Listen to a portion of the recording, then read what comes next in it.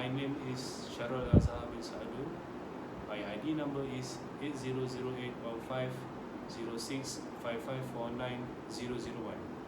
I am taking Bachelor of Occupational Safety and Health Management with Honours.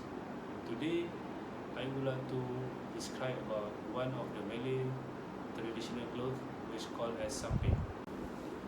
For the people of the state of Johor, they are wearing samping under a shirt with the neck of button bay. For some states, particularly on the west coast of the Malay, was wearing short neck mongos with cloth thread outside the so-called external thread. If you talk about appearance during festive season, definitely the traditional clothes such as baju Melayu and samping is still a top choice for a Malay man.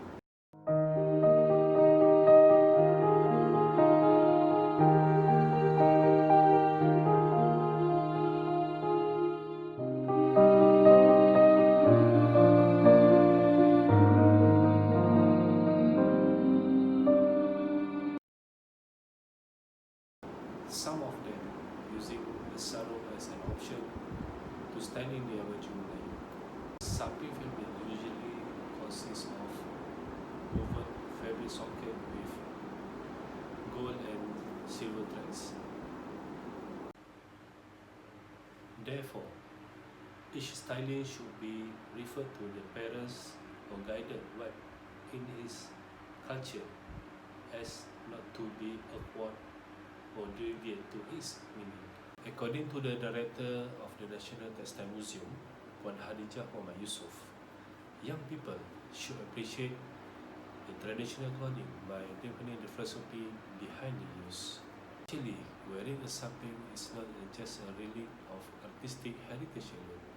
Instead, it has a certain storytelling and symbolism that makes something dress is beautiful and close to our society.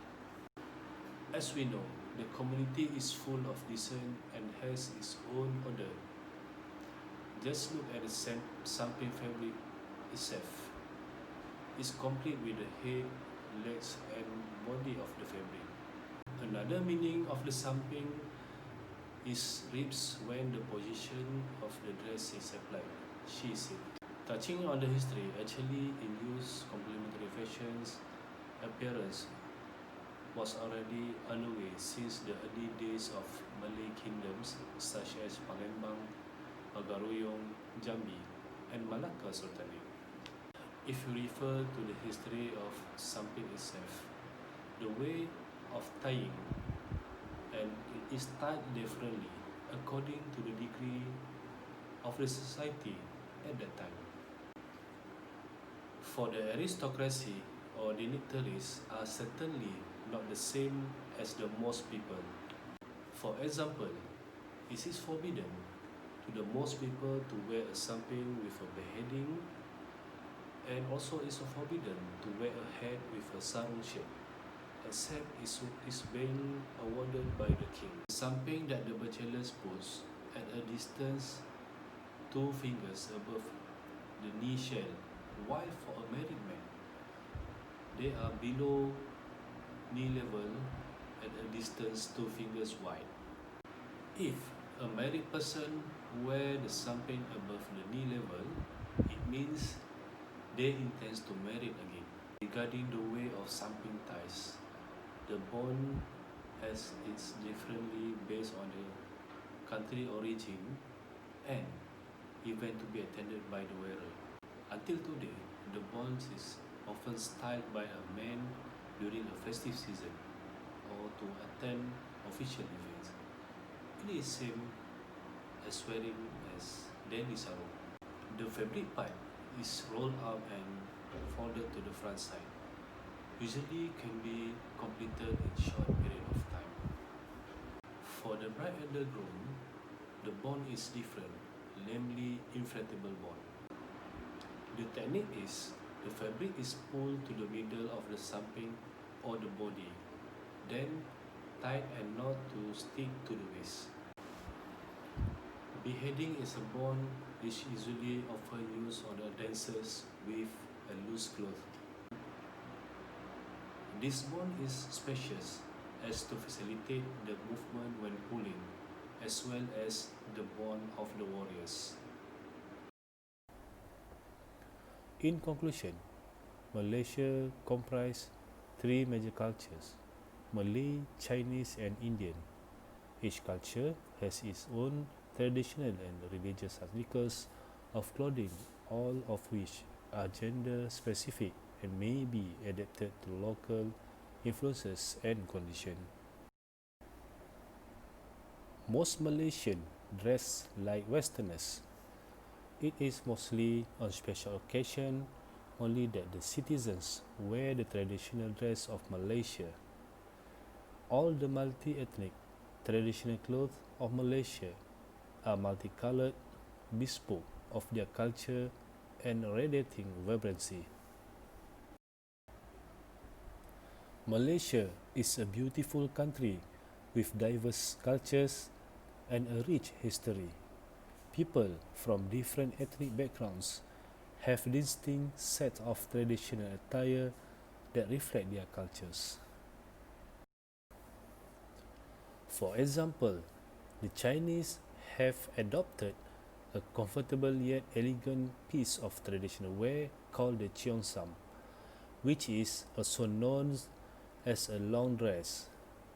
This is also a popular fashion choice for the modern day woman. The cheongsam is often made of shimmering silk with embroidered satin or other sensual fabrics. It is a one-piece dress that has a high collar with fork closure buttons that run down from the neck to the upper side of the chest. It is a full-length and form-fitting dress with thigh-high slits either on one or both sides of the dress. The cheongsam has moved with the times and now offers shorter variations which are popular with the younger set.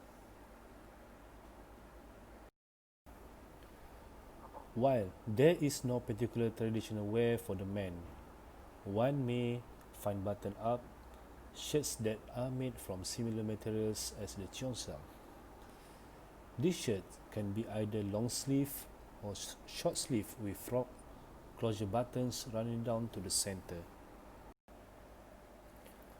For Indian, the sari is the most recognizable of traditional Indian wear.